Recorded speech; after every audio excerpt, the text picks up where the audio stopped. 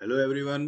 आज हम लोग करेंगे क्लास 10th के क्वाड्रेटिक इक्वेशन एक्सरसाइज 4.2 को सॉल्व करेंगे और न्यू एनसीईआरटी सिलेबस के अकॉर्डिंग ये यहाँ पे हम लोग सॉल्व करेंगे क्योंकि इस चैप्टर में एक्सरसाइज 4.2 में आपके पास हैं टोटल 6 क्वेश्चंस और 6 क्वेश्चंस को वन बाय वन यहाँ पे अच्छे से देखेंगे इस पूरी वीडियोस में। तो लास्ट तक आप देखना और आपको बिल्कुल सारी चीजें क्लियर हो जाएंगी। ये एक्सरसाइज 4.2 का क्वेश्चन नंबर 1 आप देख सकते हो स्क्रीन पे हमारे सामने यहाँ पे दिया हुआ है, जिसमें ये कह रहा है कि find the roots of the following quadratic equations by factorisation. तो फैक्टराइजेशन मेथड से हमें रूट्स जो हैं वो वेरिएबल रूट्स है उसकी वैल्यू हमें यहाँ पे निकालनी होगी। और जैसा कि आप देख रहे हो यहाँ पे जो क्वेश्चन है, ये पहला क्वेश्चन दिया हुआ है एक्स स्क्वायर माइनस 3x+10। तो मैं सबसे पहले आपको बताता हूँ कि प्रोसेस क्या करना पड़ेगा, किस प्रोसेस से आपको यहाँ पे चलना है उसके बारे में बात करेंगे। तो सबसे पहले जैसे आपके पास जो टर्म्स दिए हुए हैं, ये एक्स स्क्वायर दिया हुआ है तो इसको आप लिख लोगे एक्स स्क्वायर, ठीक है। और इसके आगे क्या है, तो इसके आगे एक कॉफिशिएंट है, इसका कॉफिशिएंट कितना है, 1 है, मतलब इसका प्रोडक्ट कितना है, वो 1 है, ठीक है। बीच वाला टर्म्स आपके पास क्या है, -3x का है, ये भी लिख लिया। और उसके बाद वाला टर्म्स जो है आपके पास -10 है। तो मैं क्वेश्चन से छेड़छाड़ नहीं कर रहा, क्वेश्चन के लिए फिर से इसको मैं क्वेश्चन को यहाँ पे मेंशन कर रहा हूँ। और क्वाड्रेटिक इक्वेशन में जो आपका मेथड होता है, क्वाड्रेटिक इक्वेशन जो आप लिखते हो वो कैसे लिखते हो उसके बारे में बात कर लेते हैं। वो आप लिखते हो कुछ इस तरह से, ax² plus bx plus c equal to 0। यही मेथड होता है क्वाड्रेटिक इक्वेशन लिखने का। अब इस जगह पे आप क्या देख सकते हो, इस जगह पे आप देख सकते हो a इक्वल टू क्या आपके पास दिया हुआ है, a इक्वल टू 1 है, ठीक है। b इक्वल टू क्या है, तो b इक्वल टू -3 है। मैं यहाँ पे साइड में लिख देता हूँ, a इक्वल टू आपके पास 1 हो गया, b इक्वल टू कितनी हो गई, b इक्वल टू -3 हो गई वैल्यू, और c इक्वल टू आपके पास क्या हो गया, -10 हो गया, ठीक है। देखो बड़े ही पेशेंस से यहाँ पे आपको काम करना है। सबसे पहले क्या करना है, आप a, ये जो आप 1 देख रहे हो और जो c देख रहे हो -10, इस दोनों को मल्टीप्लाई करना है। तो a क्या है, a आपका 1 है और c आपका कितना है, -10 है। तो a इंटू सी करोगे अगर आप यहाँ पे करके देखो, a और c को मल्टीप्लाई करो तो ये क्या होगा, 1 इंटू -10, तो ये क्या हो जाएगा, -10, राइट। अब -10 को हमें इस तरह से यहाँ पे स्प्लिट करना है कि हमारे पास ये जो मिड टर्म्स है -3x, ये हमें मिल जाए। तो अब आप करने जा रहे हो -3x, इसको मैं बॉक्स में दिखा रहा हूँ, -3x को स्प्लिट करना है। -3x को स्प्लिट करके ऐसे लिखना है। कैसे लिखोगे आप -3x को, तो देखो यहाँ पे आपके पास -10 आ रहा है, -10 को क्या लिखोगे जो कि आपके -3 में आ जाए। आप यहाँ पे देखो इसको फैक्टराइजेशन कैसे करेंगे, -10 है ना, तो -10 को आप ऐसे ले लो, आप -10 ले लो और इसको फैक्टराइज करो, इस तरह से करो, 2 से डिवाइड करो, 2 5 जा 10, तो 2 और 5 में डिवाइड हो रहा है, तो मतलब आप क्या कर सकते हो, 2 और 5, 2 और 5 में ये देखो 2 इंटू, या तो -2 इंटू 5 होगा, है ना, -10 क्या होगा, -2 इंटू 5 होगा, या 2 इंटू -5 होगा, तो -2 इंटू 5 और 2 इंटू 5, इस दो तरह से आप यहाँ पे -10 को आप लिख सकते हो, राइट। मैंने दोनों तरह से लिख के दिखा दिया है, लेकिन मुझे यहाँ टर्म चाहिए -3। तो -3 किस में आएगा, अब आपको कुछ इस तरह से अरेंजमेंट करनी है, कुछ इस तरह से अरेंजमेंट करनी है इसको कि आपके पास ये -3 आ जाए। तो -5 प्लस 2 अगर आप कर देते हो तो -5 प्लस 2 क्या हो जाएगा, -3 आ जाएगा। तो इसका मतलब आपको क्या लिखना होगा, वहां पे आपको लिखना होगा -5x प्लस 2x, तभी तो ये आपका 3x बनेगा ना माइनस में, और यही मुझे यहाँ पे चाहिए -3x।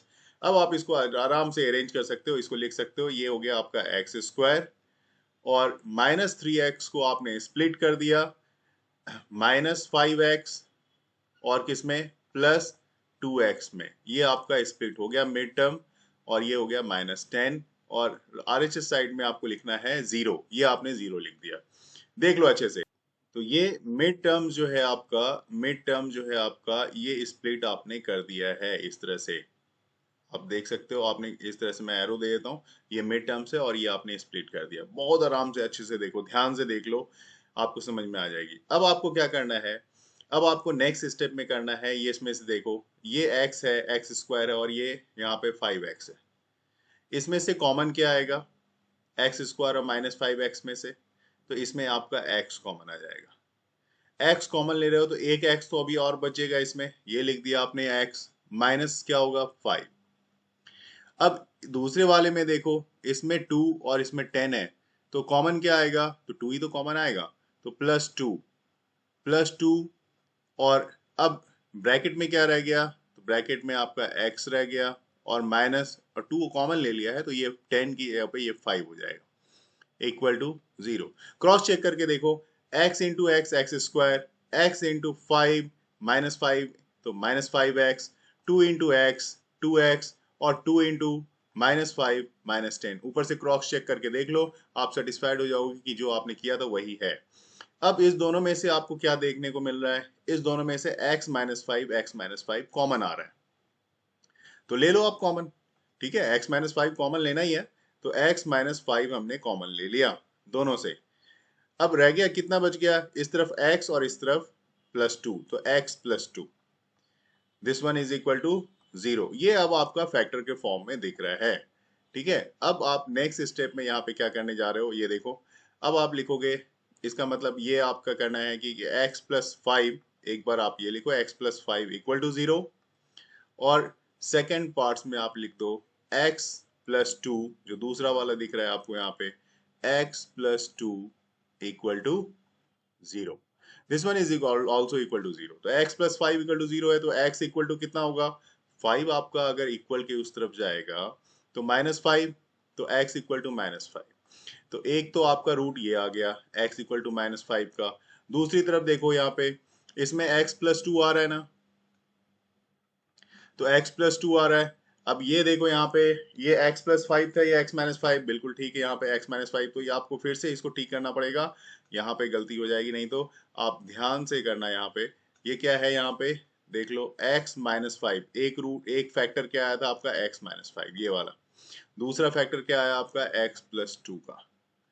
ठीक है, तो x -5 इक्वल टू 0, 5 को आप किधर ले जा रहे हो, इसको इक्वल के उस तरफ ले जा रहे हो, तो x इक्वल टू क्या आ गया 5, और इधर 2 को आप इधर लेके जाओगे RHS साइड में, तो x इक्वल टू कितना आ गया -2।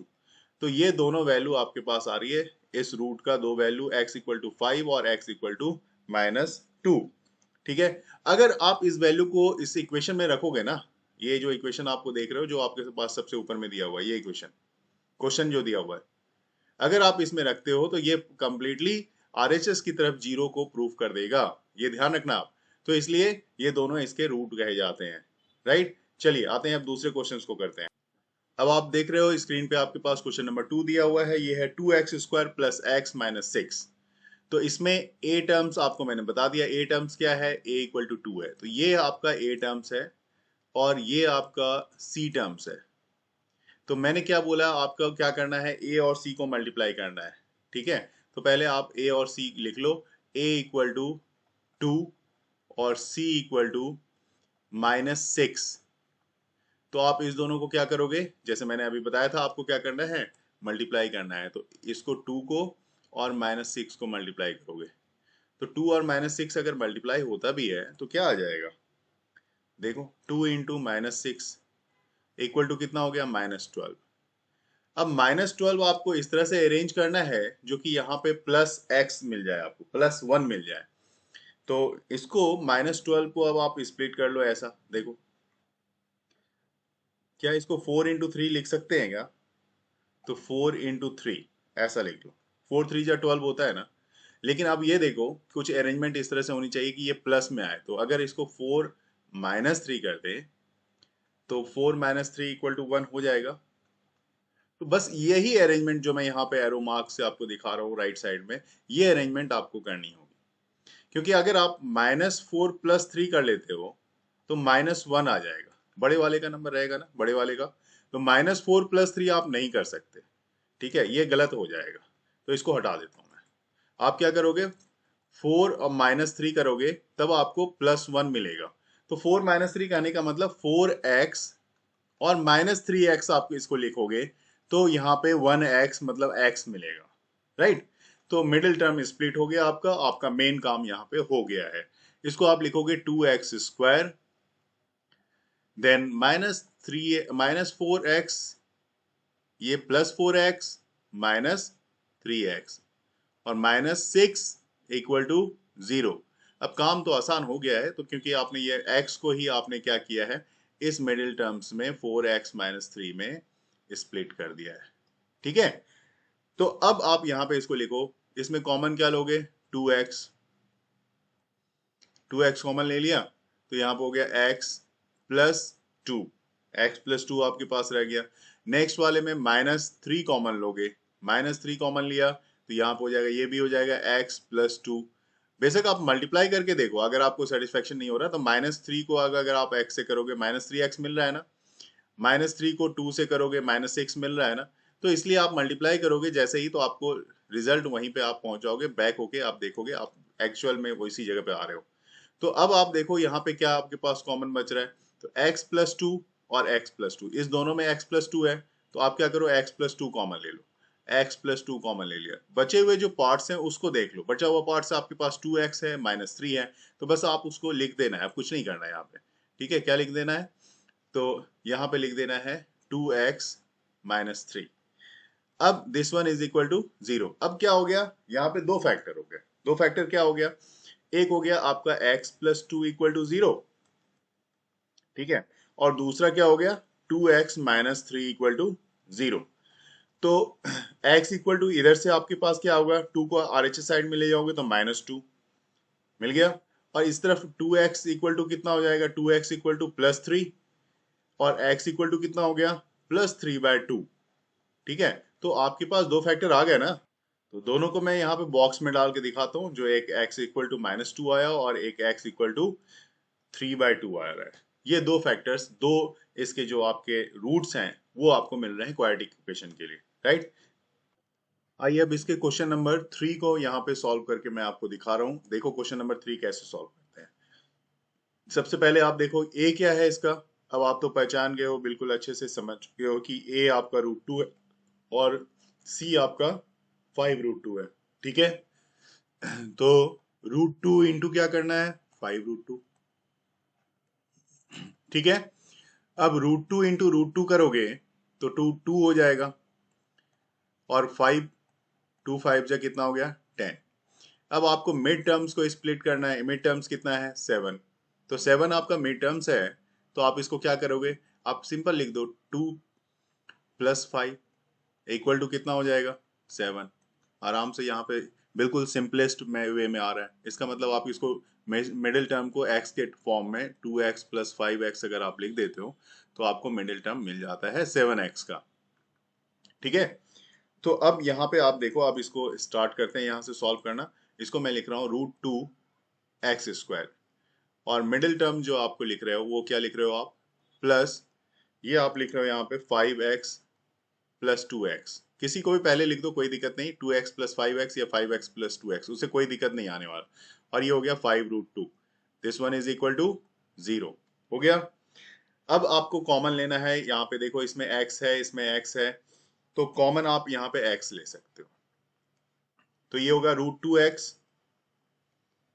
ठीक है, क्योंकि मल्टीप्लाई करके देखो √2x² आप मिल रहा है ना, प्लस ये आ जाएगा, x कॉमन ले लिया है आपने इसमें से, तो ये बच गया 5, प्लस इसमें 2 है, अब ये 2 है लेकिन यहाँ पे √2 है, देखो ध्यान से, यहाँ 2 है यहाँ √2, यहाँ पे बच्चों को सबसे ज्यादा दिक्कत आती है।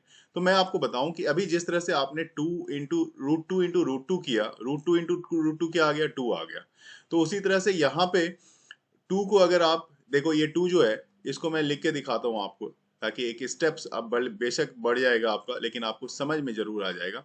इस 2 को आप ऐसा लिख सकते हो क्या, √2 इंटू √2 x, √2 इंटू √2 क्या होगा, 2 ही हो जाएगा।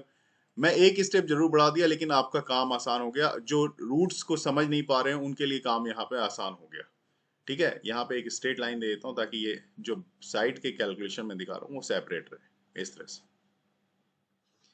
अब इसमें तो आपने कॉमन ले ही लिया है, x √2 x + 5, तो इसके कॉमन में कोई छेड़छाड़ नहीं करेंगे, और यहाँ पे देखो अब आपके पास √2 कॉमन मिल जाएगा इस दोनों पार्ट्स में, √2 और √2 मिल रहा है, तो √2 अगर आप कॉमन लेते हो तो इसके पास क्या बच रहा है, इसमें √2x ये वाला बच रहा है प्लस 5।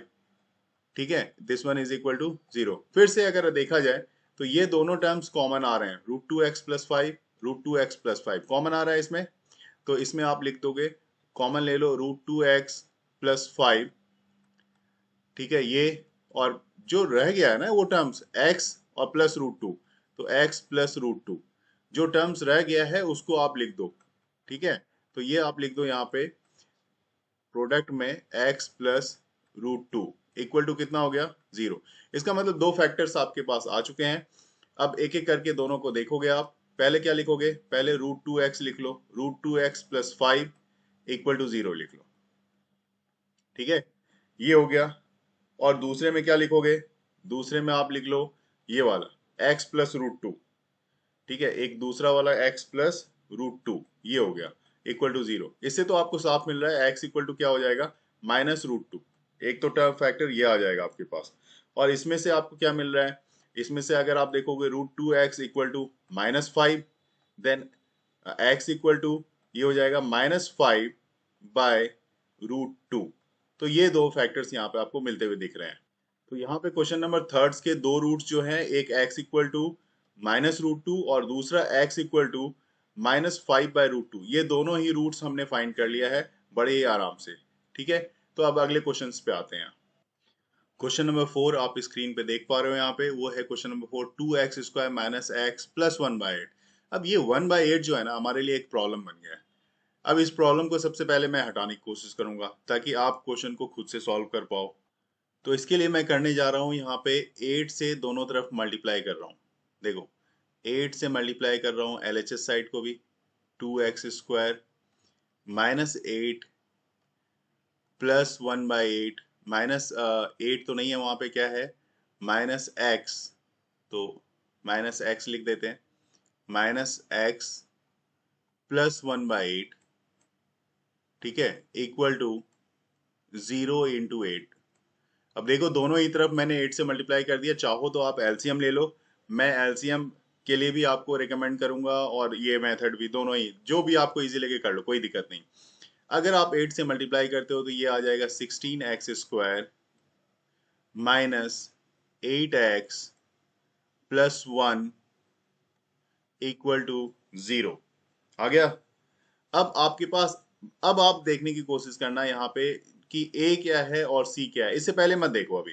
तो अब बड़े आराम से आप बता सकते हो कि ये वाला जो टर्म्स है ये A है और ये C है। मतलब आपके पास A इक्वल टू मिल रहा है 16 और C इक्वल टू मिल रहा है कितना, C इक्वल टू 1। तो आप क्या करते हो, हमेशा हमेशा की तरह यहाँ पे 16 और 1 को मल्टीप्लाई करते हो, तो 16 इंटू 1 लिखोगे। लिख दिया आपने, बिल्कुल ठीक है। अब आपको मिड टर्म्स को देखना है, मतलब 16 इंटू 1 16 तो हो गया ना, मिड टर्म्स कितना है, -8x।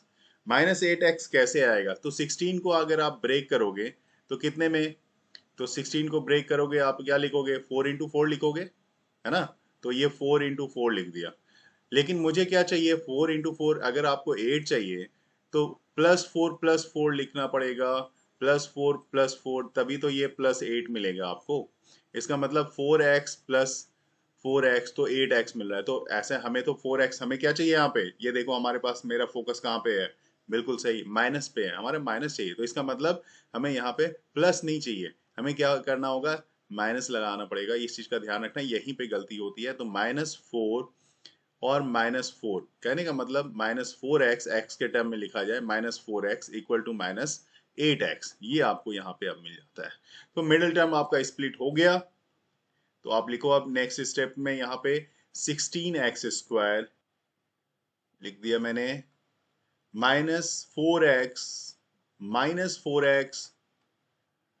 Plus 1 equal to 0। अब बड़े आराम से इसको सॉल्व कर दो। देखो -8x को क्या किया आपने, -4x और -4x में स्प्लिट कर दिया, मिड टर्म से स्प्लिट कर दिया। इसमें से कॉमन क्या आ रहा है, किस में से देखना है, तो इस दो में से 16x² -4x, तो इसमें आपके पास कॉमन आ रहा है 4x, रह गया कितना, 4x माइनस 1। ठीक है, माइनस ये फिर कितना होगा, माइनस आप यहाँ पे 1 ले लो कॉमन, है ना। तो ये फिर से आपके पास 4x माइनस 1 मिल जाएगा। Equal to 0। अब दो टर्म्स फिर से आ रहे हैं, इसमें कॉमन देखो क्या आ रहा है, इस दोनों में से 4x minus one 4x minus one, तो सबसे पहले इसको लिख लो 4x माइनस वन। दूसरा टर्म्स आप देखो ये बच क्या रहा है, जो बचा हुआ टर्म्स है उसको लिख डालो 4x और ये minus one, 4x minus one equal to 0। तो अब आपके पास रूट आने के चांसेस हैं, आपने फैक्टराइज कर दिया है इसको। तो 4x equal to minus one equal to 0 ले लो एक तरफ, और दूसरा भी आपके पास उसी चीज को दिखा रहा है 4x minus one equal to 0। ठीक है, सेम चीज को दिखा रहा है, कैलकुलेशन ही तो करना है। तो 4x इक्वल टू कितना हो गया 1, देन x इक्वल टू 1/4। तो क्या दूसरी तरफ के लिए भी वही आएगा, बिल्कुल सही, x इक्वल टू 1/4 सेम आ जाएगा दूसरी तरफ के लिए भी। तो ये दो फैक्टर्स रूट के आपने दोनों रूट्स निकाल लिए, दोनों के लिए आपके पास सेम रिजल्ट आ रहा है 1/1/4, और ये क्वेश्चन नंबर 4 आपको यहाँ पे सॉल्व हो जाता है। अभी हमारा क्वेश्चन नंबर 1 कंप्लीट नहीं हुआ है, ये क्वेश्चन नंबर 1 का हमारा लास्ट क्वेश्चन है, जो क्वेश्चन ये 5th पार्ट जो है आप देख रहे हो। तो इसमें आपका देखो ए क्या दिया हुआ है 100 है, तो ए 100 है, लिख लिया 100। और सी कितना है, तो सी 1 है, ए 100 है और सी 1 है, तो 100 इंटू 1 कर लो, कितना हो गया 100। लेकिन मुझे क्या चाहिए यहाँ पे, मुझे मिड टर्म्स कितना है, मिड टर्म्स -20 है। तो 100 को आप स्प्लिट करोगे दो पार्ट में, 10 इंटू 10 करोगे ना, तो वो 100 हो जाएगा। लेकिन हमें -20 चाहिए, तो -10 करोगे तो -20 होगा। इसका मतलब क्या हुआ कि इस मिड टर्म्स को आप -10x लिख लो। ठीक है, मिड टर्म्स सबसे पहले स्प्लिट करके दिखाओ, हर केस में मैंने वैसे ही किया है। और उसके बाद शुरू के जो टर्म्स हैं उसको लिख दो बस, 100x², और ये लास्ट का टर्म्स भी आप लिख दो 1, खत्म हो गई बात। यहीं पे आपका क्वेश्चन आधा से ज्यादा सॉल्व हो जाता है। इस दोनों में कॉमन क्या आ रहा है, देखो यहाँ पे कॉमन आ रहा है इसमें से 10x, ये बच गया आपके पास 10x -1। इस दोनों में भी आप -1 कॉमन ले लो, आपके पास बच रहा है 10x -1 इक्वल टू 0। अब आप ये देखो 10x-1 इसमें भी है, 10x-1 इसमें भी है, तो 10x-1 ये रहा। और जो बचा हुआ पोर्शन है ना, मैं जैसे हमेशा बताता हूँ कि ये बचा हुआ पोर्शन है, तो उसको पूरा लिखो आप फिर से, 10x-1 इक्वल टू 0। ठीक है, तो अब आपके दो फैक्टर्स अवेलेबल है यहाँ पे, आप इसको सॉल्व कर सकते हो। 10x-1 इक्वल टू 0 ले लो एक बार, और दूसरे में भी आप 10x-1 इक्वल टू 0 ये ले लिया। यहां से आप देखोगे 10x इक्वल टू 1 हो जाएगा, 10x equal to 1, then x equal to 1/10। Same इस इधर भी वही वैल्यू आएगी, x इक्वल टू 1/10। इस तरह से ये आपका फर्स्ट जो है, फर्स्ट जो क्वेश्चन था इसके 5 पार्ट्स, जो 5th पार्ट्स तक हमने आपको सॉल्व करके दिखा दिया। होपफुली आपको सब सारे क्वेश्चंस के ये जो डाउट्स हैं ये अच्छे से क्लियर हो गए होंगे।